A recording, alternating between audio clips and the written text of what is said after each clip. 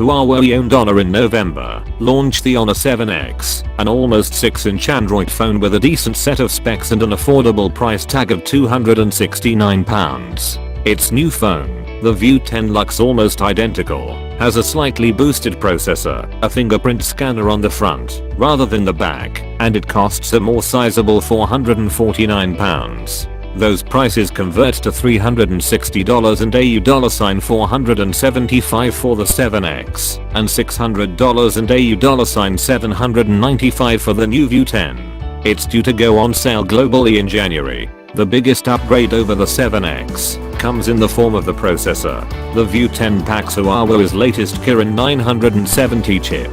It has 8 cores and it's backed up by 6GB of RAM.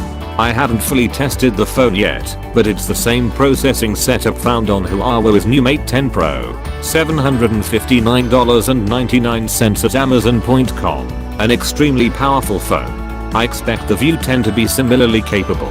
Physically though, there's little to tell on as two new phones apart, with both sporting all metal bodies and a matte blue finish. The View 10's 5.99-inch display is marginally bigger than the 7X's 5.93-inch screen, but both have 2160 x 1080 pixel resolutions. For the extra money Honor is demanding, I'd like to have seen a pixel boost here. Neither phone has any kind of waterproofing, which is frustrating. Again, adding this to the View 10 would have helped separate it from its cheaper sibling and give a real reason to spend the extra cash. The View 10 has a dual lens camera, like the 7X, which takes depth information in an image to let you produce portraits with DSLR style out of focus backgrounds.